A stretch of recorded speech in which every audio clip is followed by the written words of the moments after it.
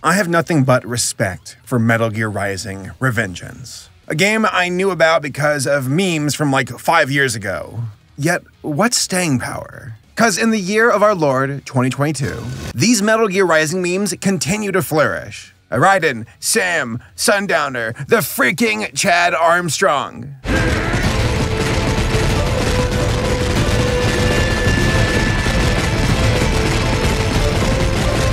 This game was ripe with absurd potential that many have commandeered for top text, bottom text shitposting. Should I dip my balls in sulfuric acid? You know, I don't know, Sam, you scratch that chin. But what about the game itself? Senator Armstrong kicking Raiden like a football is all well and good, but why did he kick Raiden like a football? What the hell is the game even about? Because truth be told, folks, I'm a bit of a stranger when it comes to the Metal Gear franchise. Like, I know about Snake, and I played a little bit of Metal Gear Solid 2 when I was a kid, but that's about it. Well, that all changed when my good friend Tom here made me a believer. According to Tom, Metal Gear Rising was unhinged, unapologetic, hammed-up chaos that takes you for a ride and makes you feel like a god. Wait, I said. Isn't Metal Gear about sneaking around? Not this game, said Tom, with a menacing glow in his eyes. Tom handed me the controller, and my mind was opened. He was absolutely 100% right. And I loved this game, which couldn't have come at a better time for me. At the time of recording this video, I was under a lot of stress. I had to deal with the sadness of putting my dog down. He's like 17 years old. The entire ordeal was stressful, and I needed an escape.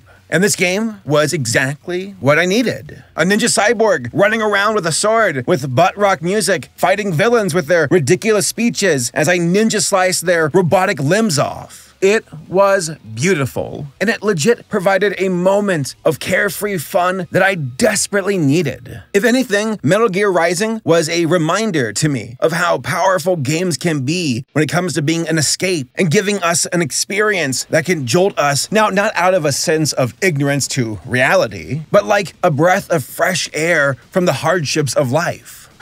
I guess my thoughts are just as cheesy as this game, but I don't care. It's so stylish, it's a masterpiece, and I am embracing it. Again, Tom opened my mind to this game, and he definitely made me a believer. The story, the characters, they're so wild and over the top. The gameplay is satisfying and very rewarding. The boss fights are genuinely challenging, but not to the point of being tedious where I'm like, I can't do it, I give up. If anything, it fires me up to want to beat the game. And of course, the dialogue is the icing on the cake with these wonderful cutscenes. The back and forth between these characters is undeniably silly, but deliberately so. It's like a superhero facing down a supervillain with their silly monologue before a battle, and I am here for it. At this point, I am going to hand things off to Tom because he knows this game more than I ever could. If anything, I'm the student, he's the master, and what he has to say about this game is supremely enlightening and Senator Armstrong approved. Am I finally getting through? Oh, you did, Tom. You did. Metal Gear Rising is the coolest fucking game ever made. And as someone who has grown up on Ninja Gaiden and Devil May Cry, that is high praise because those games are also the fucking coolest things ever made by a human. But Metal Gear Rising just takes things to a whole other level that is almost impossible to describe with words and needs to be experienced to truly fucking understand how this game is literally raw hype, the very human emotion somehow pressed onto a disc and distributed via a video game.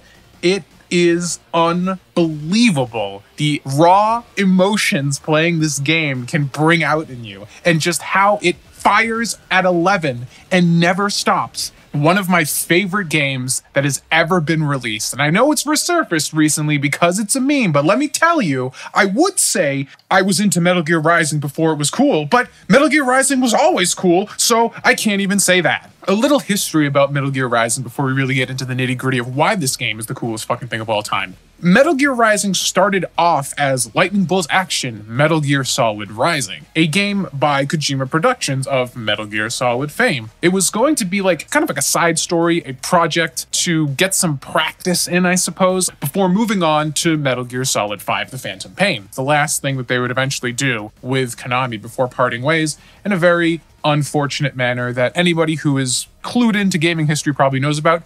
Maybe we'll talk about that at some other point. However, bringing it back to Metal Gear Rising, this game was originally going to be a side story in between Metal Gear Solid 2 and Metal Gear Solid 4, following Raiden, the cyborg ninja guy, and kind of explaining how he got to where he was in Metal Gear Solid 4, Guns of the Patriots. The gimmick in the initial trailer was a very different kind of game. It was a little bit more constrained, not nearly as bombastic, but it had a very interesting gimmick.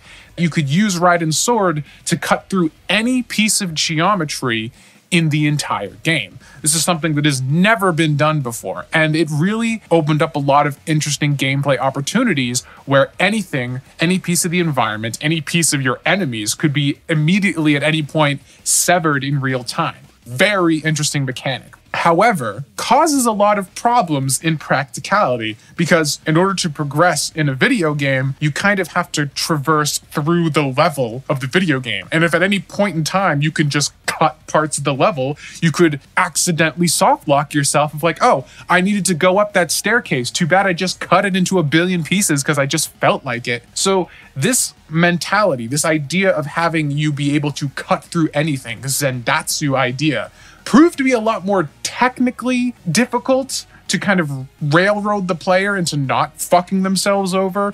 And just the fact that this was a action game, a lightning bolt action, as opposed to the tactical espionage action that the Metal Gear Solid series was all about, made it very difficult for Kojima Productions to actually make the game play like they had envisioned. And so after some development hell for a while, they actually reached out to Platinum Games to come in and help retool the game and make it what they were trying to do.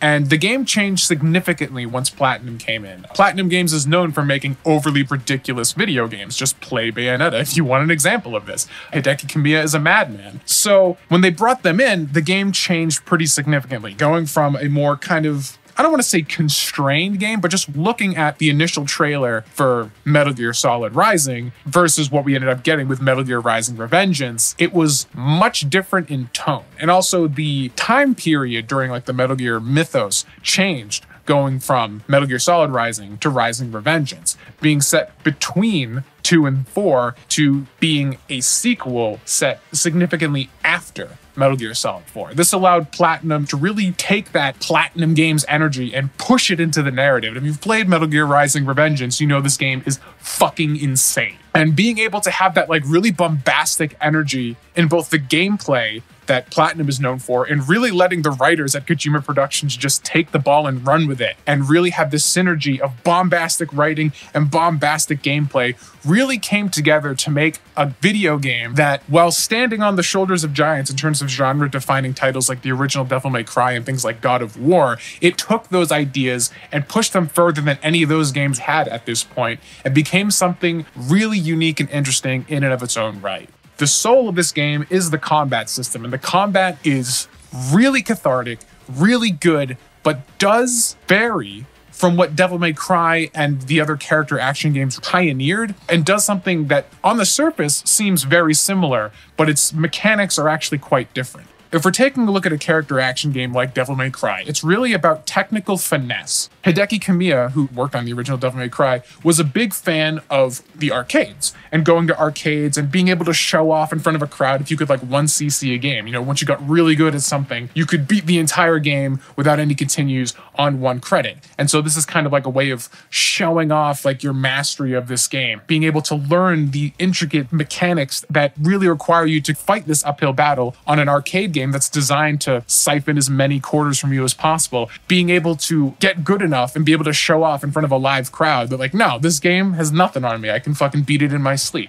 And so Devil May Cry really embodied a lot of that energy by being necessary to learn the different like combinations, the timing of them, how they work, stringing them together. It was about the player really learning everything you could about Dante's moveset and actualizing it. And as the series continued, Dante's moveset became more and more complex, and the things you could do after hundreds of hours of experimentation and learning were very impressive. The interesting thing, contrastly with Metal Gear Rising, is that it's a game that has all the flash of technical mastery of something like Devil May Cry, but you're able to achieve that a lot easier. For example, if you hit the attack button over and over and over again in Devil May Cry, you're going to get a simple, basic 3-hit combo. Effective, does decent damage, but you're never going to get a good ranking, and there's a definite end to your combo chain. And the way to play Devil May Cry effectively is to learn the different timings and different combinations that you use with that single button, chain them effectively. Certain timings are better for crowd control, certain timings are good for locking down a single enemy and doing a lot of damage. And these all require very specific timings and input combinations in order to keep Dante doing the things you want him to be doing in the situation you happen to be in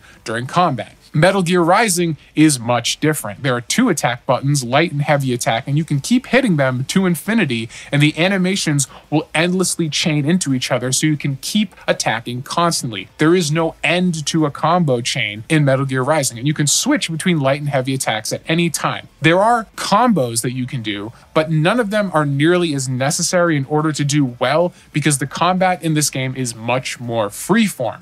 It's much more about hyper aggression constantly. There really is never a reason you need to stop attacking in Metal Gear Rising, because its primary defensive move is parrying instead of dodging like in Devil May Cry. So the parry is holding the direction of an incoming enemy attack and hitting the attack button, and you'll parry it. Any animation can be canceled into a parry as well. So no matter what kind of attack you're in the middle of, as long as you do this input correctly, you can stop the attack, parry, and keep going. So this means that your aggression can be constant. You never have to stop, because at any point, any move can be canceled into a parry, giving you a defensive option, and you can keep going once that attack has been countered. On the surface, this makes Metal Gear Rising a much lower skill floor kind of game, because anybody can start button mashing and doing pretty well on the lower difficulties. Of course, you have to understand how to parry to keep yourself from taking any damage. This game still has a ranking system like Devil May Cry and God of War,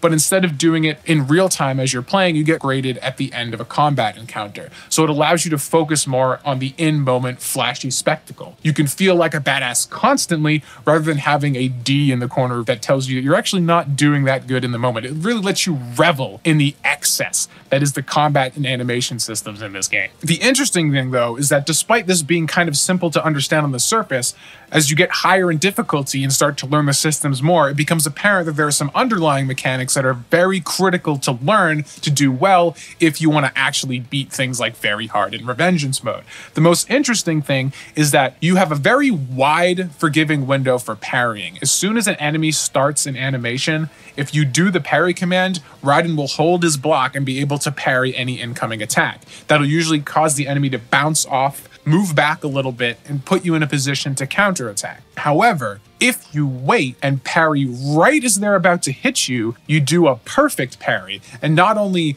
do you parry the incoming attack, but you immediately counter. And this counter will usually trigger a Zendatsu.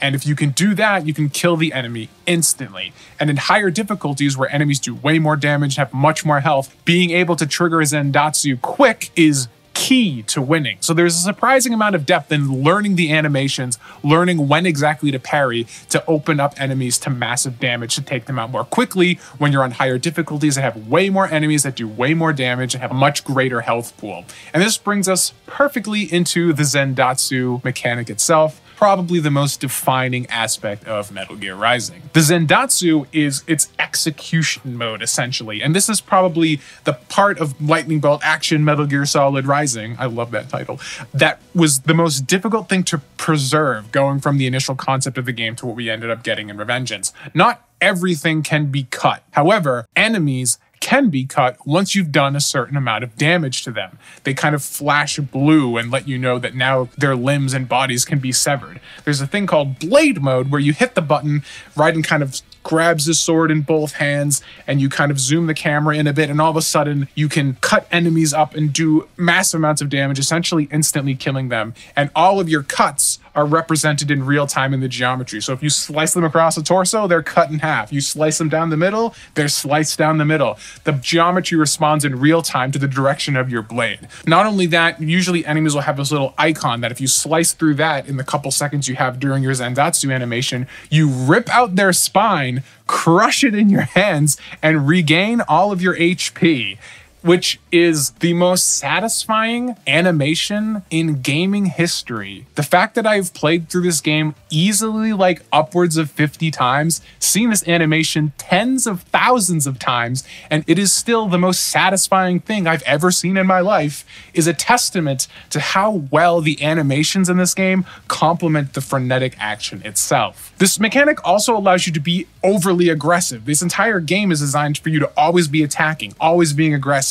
The best defense is more offense. And the fact that you can take a ton of damage, make very risky attack maneuvers in this game, take a lot of punishment, and at any point, if you can skillfully break their block and get into a Zendatsu, you can gain all of your HP back, even if you're at like 0.6%, means that aggression is rewarded. Aggression is encouraged. It makes it very clear that you don't play this game defensively. Basically, the Zendatsu is a 10 out of 10 mechanic, the best thing ever, and everybody should play this game just to experience this mechanic alone. Everything else happens to be great too, so that's just a fucking bonus. As crazy as this game's combat and action is, the story is just as bombastic, and the two interplay with each other fantastically to give each other more weight than they would have alone. The story follows Raiden working for a small PMC company, and basically he gets into an encounter in the beginning of the game with a rival PMC called Desperado, and they beat the fucking shit out of him, and now he's out for revenge for the rest of the game. In terms of like complexity, there's not a ton to write home about concerning this plot. It's really more about the presentation, the characters, and just the way the story interplays with the action sequences. The fact that this game starts with a tutorial boss being a Metal Gear Ray, the most iconic enemy of Metal Gear Solid 2, and basically lets you utterly tool on this guy that was like a huge threatening challenge, who's almost nothing to Raiden, even at his weakened state in the beginning of the game, being able to slice it into pieces, hack off its limbs, pick it up by its sword arm, and pitch it into the air. This is probably the most iconic moments in this entire game, when the tutorial fight basically ends with you grabbing a sword that's like 100 times your size, blocking it with your tiny little katana, picking up the entire giant mech, pitching it into the air, and slicing it into a million pieces. This is the moment when I realized this game was going to be absolutely magical. And the story never really stops being as ridiculous. From having a boss that's talking all about memes, which is very easy to meme in and of itself, and all I need to say is Senator Armstrong.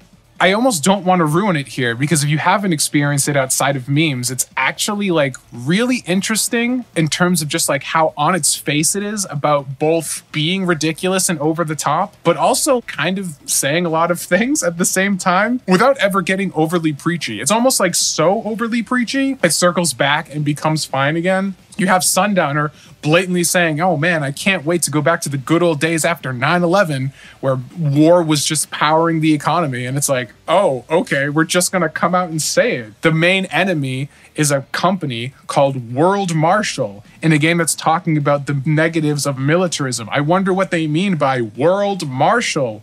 And the final boss being a United States senator. This game very clearly doesn't have a very positive view of post-2001 American imperialism. And yet it never comes off as preachy, simply because the framing device for all of it is so fucking ridiculous that you're having fun, even though like a lot of the things being talked about, like child soldiers and brainwashing and the fact that the economy forces people who otherwise would be normal, upstanding citizens into doing horrible, terrible things and like selling their souls to these private military companies and getting cybernetic enhancements, and basically like challenging Raiden's initial perspective of you're a good guy, you're murdering all these people, but they're bad people. And then it's like, no, actually, like, world's much more fucking complicated than that. You're a killer, and you need to fucking come to terms with that. There's a lot of interesting things that the story is talking about, and they're delivered in this over-the-top way that somehow undercuts feeling like you're being preached to. It's like you're caught up in just the frenetic energy of the story being told, that allows these things to kind of like penetrate your psyche and resonate without feeling feeling overtly uncomfortable. It's strange. It rides this very delicate balance of being, is the bombastic nature of the story actually undercutting the thematic messages it's trying to say, or is it allowing them to be more easily palatable to people who might otherwise push back against this kind of talk in a video game? It really rides that line. Looking at Armstrong and what he represents thematically, and then the fact that he like kicks Raiden after saying he used to play college football, and there's like a crowd cheer sound effect in the game as Raiden gets like tossed around.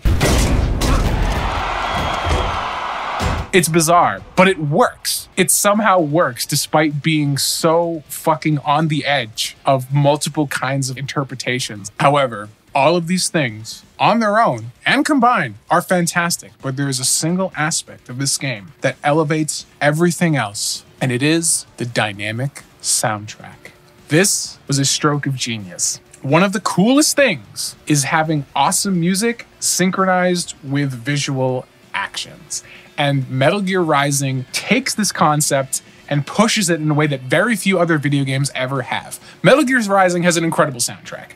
It's like cheesy metal, rock, crazy shit that are all just as overly ridiculous as the main game itself. However, the secret sauce that makes this work so well is that these tracks are designed that at certain points in boss fights and hype moments, the soundtrack will dynamically shift and increase in intensity, so the actions that are happening on screen are perfectly in sync with what the music is doing. Like, again, going back to that incredibly iconic scene of beating up the tutorial Metal Gear Ray, the fact that when you block that incoming blade and trigger the end cutscene, you know, rules of nature kicks right in every single time, and then every action you do lines up perfectly with beats of the song. It makes that moment 10 times more effective than it would have been by itself if the soundtrack was just static and playing in the background. The fact that every time you get to the final phase of a boss fight, the lyrics of the song kick in for the first time, and it gets 10 times more hype. It cannot be understated how imperative this aspect of the game is to making these moments so much more effective. The blending of story, of action, and soundtrack all combined in one perfectly choreographed moment makes everything in Metal Gear Rising hit so much harder. This game is the epitome of hype. It does everything it can to make your fucking blood boil from start to finish, and it's difficult to explain in words how effective it is without actually sitting down and playing it yourself.